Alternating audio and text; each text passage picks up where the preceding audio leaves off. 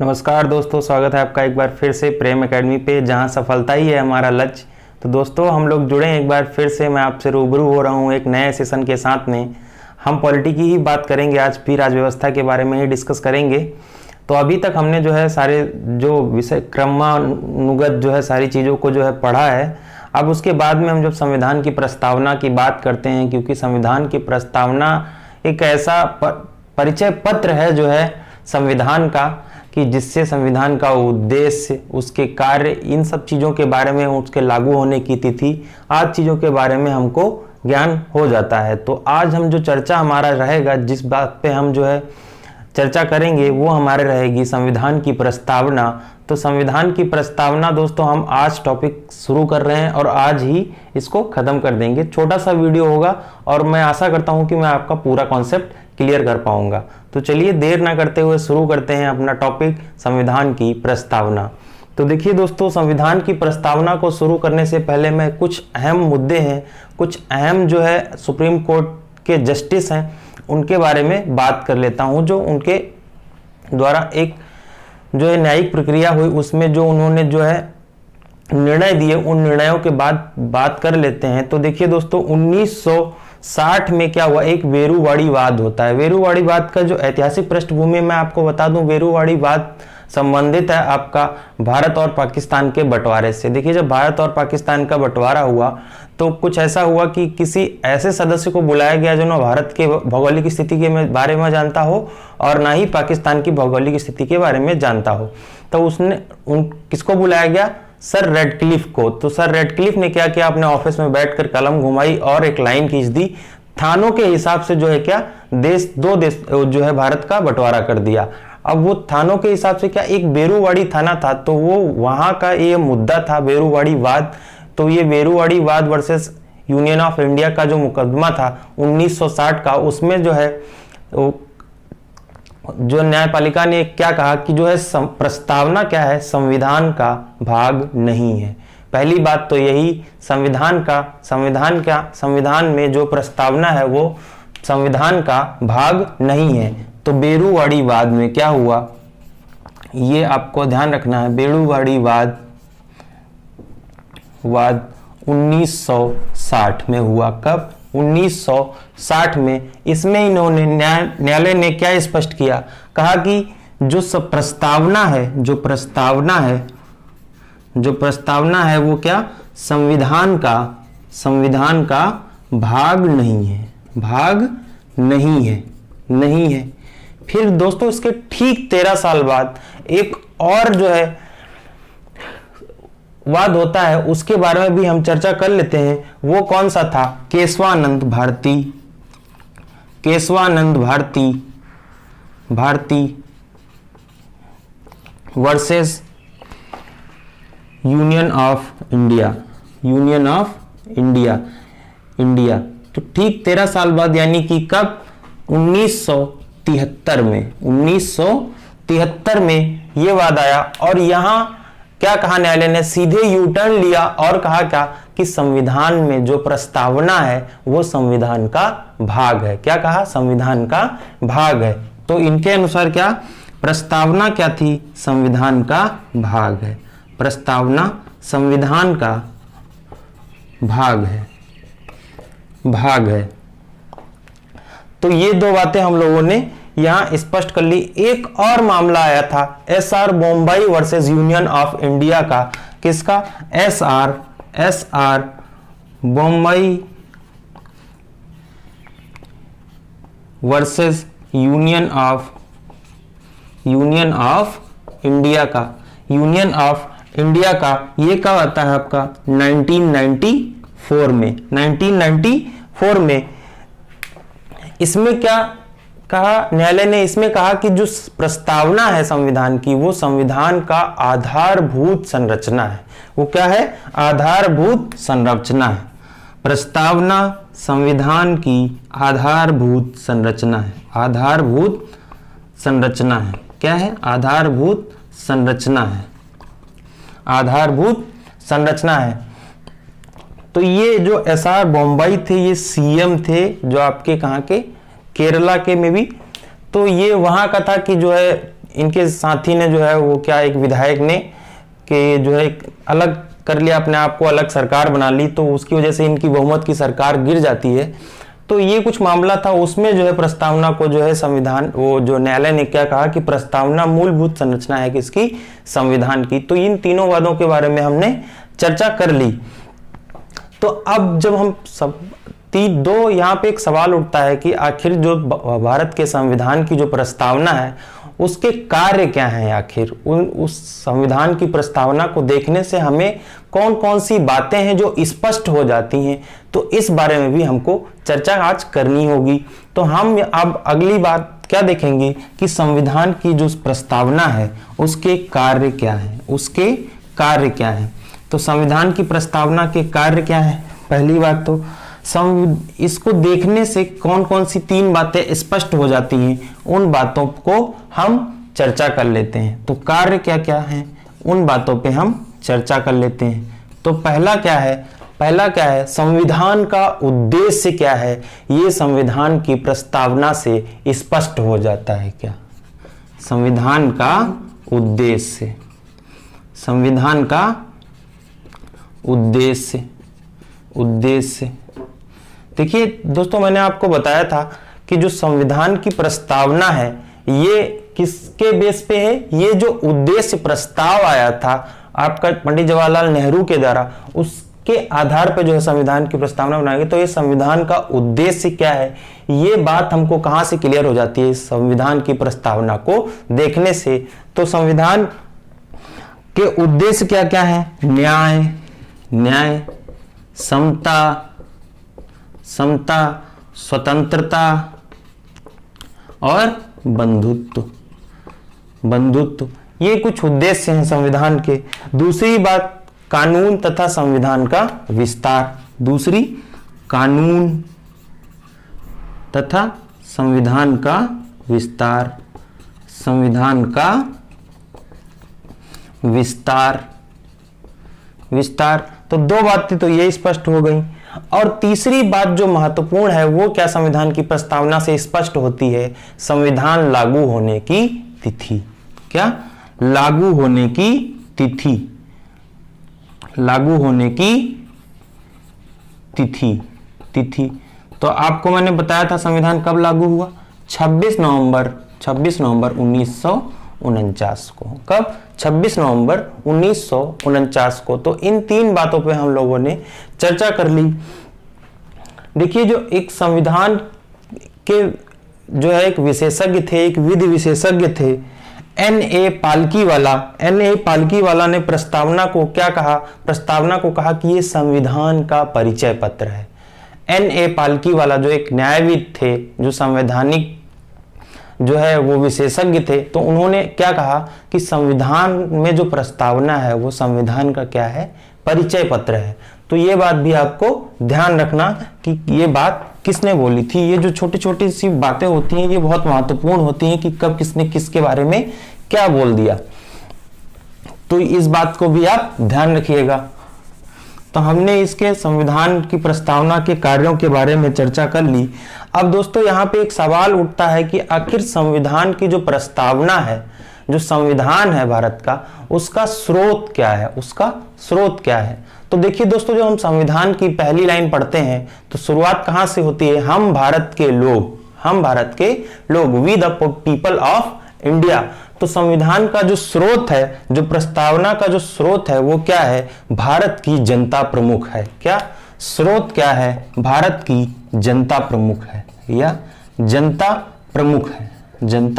प्रमुख है। तो ये बात भी हम लोगों ने यहां से स्पष्ट कर ली। ठीक है, अब ये कहां से शुरू होती है प्रस्तावना, हम भारत के लोग, we the people of India, we the people of India. तो we the people of India, ये जो शब्द है ये कहां से लिया गया है, ये सवाल यहां पे बनता है। तो ये शब्द जो आपका कहां से लिया गया है, यूएनओ के चार्टर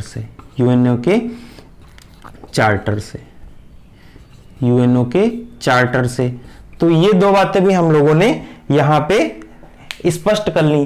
तो संविधान की जो प्रस्तावना है उसमें कुछ महत्वपूर्ण संविधान में जो प्रस्तावना में जो शब्द हैं उन शब्दों के बारे में हम चर्चा कर लेते हैं। जैसे क्या, हम भारत के लोग भारत को एक संपूर्ण प्रभुत्व संपन्न और प्रभुत्व संपन्न हो गया, गणतंत्रात्मक, पंथ निरपेक्ष, धर्म निरपेक्ष, अखंडता, ये कुछ महत्वपूर्ण जो शब्द हैं हमारे संविधान की प्रस्तावना में, तो उन शब्दों के बारे में भी हम चर्चा कर लेते हैं। तो पहला शब्द क्या है? संप्रभुता। संप्रभुता, ठीक है, संप्रभुता। संप्रभुता से क्या तात्पर्य है?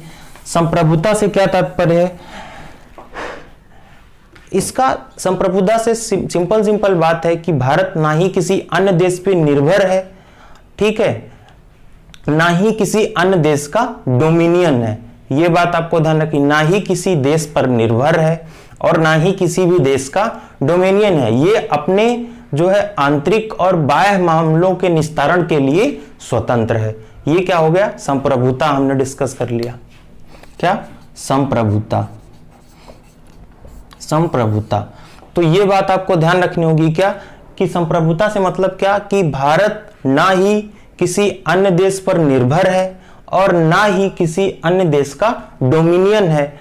दूसरी बात क्या, ये अपना अंतः और बाह्य मामलों का निस्तारण करने के लिए स्वतंत्र है। ये बात हमने कर ली किसकी? संप्रभुता की। आगे हम क्या बात करने वाले हैं? पंथ निरपेक्ष। और एक शब्द क्या दिया है इसमें? पंथ निरपेक्ष।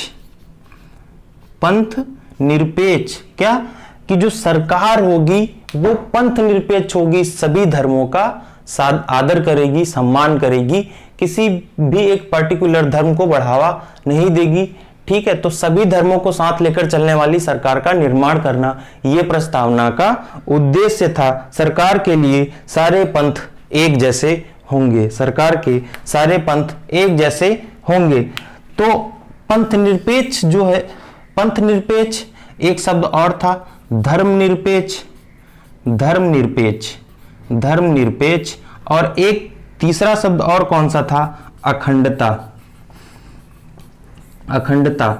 तो ये तीन शब्दों के बारे में मैं थोड़ी सी चर्चा कर लूं। देखिए दोस्तों, ये तीन शब्द जो संविधान की प्रस्तावना में जोड़े गए, ये कब जोड़े गए? 42वां संविधान संशोधन हुआ आपका 1976 में, उसके द्वारा पंथ निरपेक्ष, धर्मनिरपेक्ष और अखंडता, ये तीनों शब्द क्या संविधान की प्रस्तावना में जोड़े गए। देखिए दोस्तों, धर्मनिरपेक्ष या पंथ निरपेक्ष बात सेम कह सकते हैं हम, लेकिन कई मामलों में ये चीजें अलग हो जाती हैं। देखिए, धर्मनिरपेक्ष का तब से ये इरिलेवेंट हो गया थोड़ा सा, जब से 1991 में एलपीजी लागू हुआ। एलपीजी क्या था आपका? एलपीजी क्या था? लिबरलाइजेशन, प्राइवेटाइजेशन और ग्लोबलाइजेशन, ठीक है। ग्लोबलाइजेशन वैश्वीकरण, प्राइवेटाइजेशन हो गया आपका, और लिबरलाइजेशन। तो ये जब से लागू हुआ 1991 से, तब से इस बात का कोई मतलब खास रह नहीं गया। तो आगे हम जब पंथ निरपेक्ष की बात कर रहे थे, तो सरकार के लिए क्या, सारे पंथ एक समान होंगे, सारे पंथ एक समान होंगे। अब अगला जो हमारा शब्द आता है इसमें, एक शब्द है समाजवादी। क्या? समाजवादी। समाजवादी यानी क्या? सोशलिज्म। क्या? सोशलिज्म। सोशलिज्म। सोशलिज्म क्या? लोकतांत्रिक समाजवाद। भारत में कैसा समाजवाद है? लोकतांत्रिक समाजवाद। यानी कि क्या, देखिए, समाजवाद को दो प्रकार से हम पढ़ सकते हैं। देखिए, एक तो क्या हो गया आपका साम्यवादी अर्थव्यवस्था में, और एक मिश्रित अर्थव्यवस्था में, या पूंजीवादी, एक पूंजीवादी अर्थव्यवस्था। तो हमारे वहां क्या है? पूंजीवादी अर्थव्यवस्था नहीं है, मिश्रित अर्थव्यवस्था में लोकतंत्र है। क्या? मिश्रित अर्थव्यवस्था में, मिश्रित अर्थव्यवस्था में आस्था रखता है कौन? भारत। भारत कैसी अर्थव्यवस्था में जो है आपका विश्वास रखता है? मिश्रित अर्थव्यवस्था में। तो समाजवादी शब्द को भी हम लोगों ने जान लिया। एक और शब्द आता है आपका धर्मनिरपेक्ष। अखंडता का मतलब क्या, कि हम भारत की अखंडता को जो है शीर्ष पे रखेंगे, जो है ये बात भी आपको ध्यान रखनी होगी। तो हम आगे चर्चा करने वाले हैं। एक मामला हुआ गोलकनाथ वर्सेस पंजाब राज्य के बीच में, गोलकनाथ वर्सेस पंजाब राज्य के बीच में। कब? 1967 में। प्रस्तावना को क्या कहा गया? संविधान की आत्मा कहा गया। कब? गोलकनाथ, गोलकनाथ, गोलकनाथ वर्सेस पंजाब राज्य,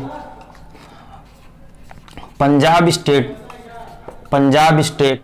माफ़ कीजिएगा दोस्तों, चूंकि ये अभी आपको पता है हमारे पास रिसोर्सेज उतने हैं नहीं, तो हम लोग ऐसा कोई खास स्टूडियो तो है नहीं, रूम में शूट करते हैं, तो ये हॉस्टल है तो कभी कभार इधर उधर से आवाज़ें आ जाती हैं, तो जिसकी वजह से वीडियो जो है रोकना पड़ता है। तो दोबारा हमसे शुरू करते हैं उन समस्याओं को छोड़कर। तो ये गोलकनाथ वर्सेस पंजाब राज्य के बीच में जो एक मामला आया 1967 में जस्टिस कौन थे?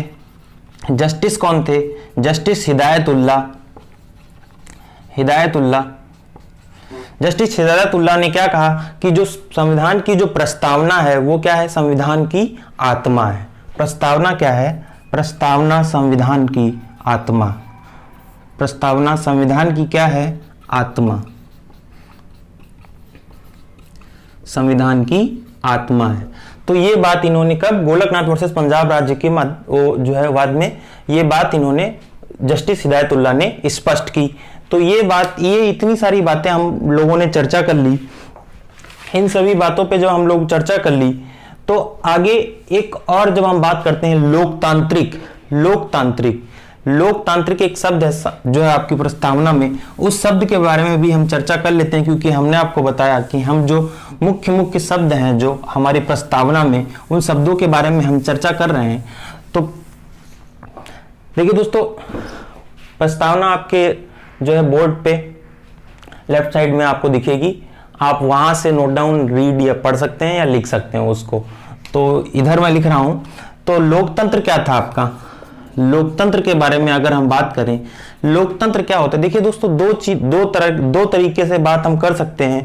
संविधान की प्रस्तावना में क्या एक लोकतांत्रिक राज्य व्यवस्था की बात की गई। कैसी? लोकतांत्रिक राज्य व्यवस्था की बात की गई। मतलब क्या कि जो प्रथम नागरिक होगा देश का, जो राष्ट्रपति होगा, वो निर्वाचित होकर आएगा, ना कि वहां जो है कि वो राजशाही व्यवस्था होगी कि वो चुनकर वो जो है उनको नॉमिनेट किया जाएगा, या ऐसा कुछ हम कह सकते हैं। तो लोकतांत्रात्मक व्यवस्था संविधान की प्रस्तावना में क्या था? इसका मतलब कि भारत में एक लोकतांत्रात्मक राज्य व्यवस्था का निर्धारण किया जाएगा। तो ये बात भी हम लोगों ने यहां से स्पष्ट कर ली। एक शब्द और था आपका गणतंत्र। तो गणतंत्र, देखिए लोकतांत्रिक व्यवस्था को हम दो भागों में बांटकर पढ़ सकते हैं। लोकतांत्रिक व्यवस्था को दो भागों में बांटकर पढ़ सकते हैं। कौन कौन सी? एक तो हो जाएगी आपकी राजशाही, हो जाएगी आपकी, और दूसरी कौन हो जाएगी? आपकी गणतंत्रात्मक व्यवस्था। कौन सी? गणतंत्रात्मक व्यवस्था। तो देखिए राजशाही तंत्र के बारे में अभी मैंने आपको बताया और गणतंत्रात्मक व्यवस्था के बारे में भी आपको बताया। अब चलिए, जो प्रस्तावना में 3 प्रकार के न्याय की बात की गई है। कितने प्रकार के न्याय की बात की गई है? बहुत ध्यान रखिएगा, 3 प्रकार के न्याय की बात की गई है। कौन कौन से? आर्थिक न्याय, सामाजिक न्याय और राजनैतिक न्याय। कौन कौन से? आर्थिक न्याय यानी कि क्या? आर्थिक न्याय, सामाजिक न्याय और आपका राजनैतिक न्याय। ठीक है, तो ये कौन कौन से? आर्थिक न्याय की बात की गई है, ठीक। दूसरा क्या? सामाजिक न्याय की बात की गई है, और तीसरा क्या? आपका राजनैतिक न्याय की बात की गई है। 3 प्रकार के न्याय की बात की गई है हमारे संविधान की प्रस्तावना में। तो ये 3 प्रकार के जो न्याय हैं, इनका अनुच्छेद और इनका उल्लेख संविधान में और कहां पर मिलता है? तो इनका उल्लेख कहां पे मिलता है आपका? इनका उल्लेख मिलता है आपका डीपीएसपी में, यानी नीति निर्देशक तत्वों में, अनुच्छेद 38 में। कहां? अनुच्छेद 38 में। क्वेश्चन इस प्रकार से आजकल जो है क्या एक ट्रेंड चल रहा है, क्वेश्चन इस प्रकार से बनता है कि जो है ये आर्थिक न्याय या सामाजिक न्याय, जो 3 प्रकार के न्याय हैं, इनका उल्लेख प्रस्तावना के अलावा और कहां पे किया गया है? तो आपको आंसर क्या करना है? अनुच्छेद 38 में डायरेक्टिव प्रिंसिपल में जो है इनका उल्लेख किया गया है। तो इस बात पे भी हम लोगों ने चर्चा कर ली। अब देखिए कौन कौन सी स्वतंत्रता हमको प्रस्तावना में जो बताई गई है, उन स्वतंत्रताओं के बारे में भी हम जान लेते हैं, बात कर लेते हैं। ठीक है, तो कौन कौन सी? विचार एवं अभिव्यक्ति की स्वतंत्रता, धर्म, विश्वास, ठीक है। उपासना की स्वतंत्रता कौन कौन सी? विचार एवं अभिव्यक्ति। पहली कौन सी? विचार एवं अभिव्यक्ति। विचार एवं अभिव्यक्ति की स्वतंत्रता, ठीक है। धर्म की स्वतंत्रता, ठीक है। विश्वास की स्वतंत्रता, धर्म विश्वास की स्वतंत्रता और उपासना की स्वतंत्रता, ठीक है। तो देखिए ये जो आपका विचार एवं अभिव्यक्ति की स्वतंत्रता है, ये आपके आर्टिकल 19(1) में कहा भाषण और अभिव्यक्ति की स्वतंत्रता के बारे में वहां पे जिक्र किया गया है। देखिए जो स्वतंत्रताओं का जिक्र है आपका जो है 19 से 22 में, तो ये विचार एवं अभिव्यक्ति की स्वतंत्रता को वहां पे 19 के 1 में क्या कहा गया है? भाषण और अभिव्यक्ति की स्वतंत्रता का उल्लेख है। कहां? 19(1) में। तो ये बात भी आपको ध्यान रखनी होगी। तो हमने ये जो स्वतंत्रताएं थी 4 प्रकार की, इनके बारे में भी डिस्कस कर लिया। आगे हम थोड़ी सी बात और बची है, उसको भी खत्म कर लेते हैं। और जो समानता जो दिया गया है, जो समानता है, जो समानता का अधिकार है, वो उसके बारे में भी हम थोड़ी सी चर्चा कर लेते हैं। किसके? समता के बारे में चर्चा कर लेते हैं। प्रतिष्ठा एवं अवसर की समानता, किसकी बात की गई है? प्रतिष्ठा एवं अवसर की समानता। इस चीज को एक जगह और संविधान में उल्लेखित किया गया है। कहां पर? अनुच्छेद 16 में। कहां? अनुच्छेद 16 में भी इस बात का जिक्र है कि जो है हर व्यक्ति को प्रतिष्ठा एवं अवसर की समानता होगी। तो ये बात भी हम लोगों ने यहां से क्लियर कर ली। एक वर्ड और आता है आपका बंधुत्व, ब्रदरहुड, भाईचारा, फ्रेटर्निटी। तो उस बारे में भी हम चर्चा कर लेते हैं कि आखिर बंधुत्व शब्द, जो हम महत्वपूर्ण शब्दों के बारे में बात कर रहे हैं प्रस्तावना की, जो ब्रदरहुड है, ब्रदरहुड या बंधुत्व तो व्यक्ति की गरिमा और राष्ट्र की एकता तथा अखंडता को सुनिश्चित करने वाला बंधुत्व। कैसा? व्यक्ति की गरिमा, बहुत ध्यान से सुनिएगा मेरे शब्दों को, व्यक्ति की गरिमा, ठीक है, और राष्ट्र की एकता तथा अखंडता को सुनिश्चित करने वाला बंधुत्व, ठीक है। इसका उल्लेख एक जगह और किया गया है। कहां? मूल कर्तव्यों में। आपका मूल कर्तव्यों में कौन से अनुच्छेद में? मूल कर्तव्य कहां? आपके 51 का से, अनुच्छेद 51 का से। तो इस बारे में भी हम लोगों ने चर्चा कर ली। अब देखिए दोस्तों, आखिरी बात मैंने क्या बताई थी कि संविधान को, प्रस्तावना को देखने से हमको 3 बातें स्पष्ट होती हैं। पहली तो क्या? संविधान के उद्देश्य, दूसरी क्या? कानून व्यवस्था, तीसरी बात क्या? लागू होने की तिथि। तो लागू होने की तिथि क्या थी? तिथि क्या थी आपकी? 26 नवंबर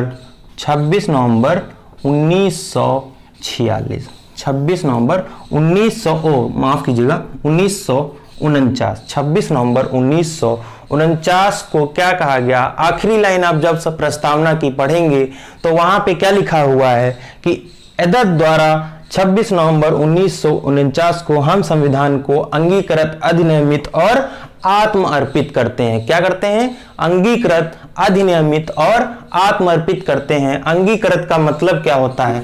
इन बातों को भी हम देख लेते हैं। अंगीकृत का मतलब होता है एडॉप्ट करना। क्या? एडॉप्ट करना। अधिनियमित का मतलब क्या होता है आपका? लागू करना। और आत्मअर्पित का मतलब क्या होता है? आत्मअर्पित का मतलब क्या होता है आपका? स्वयं को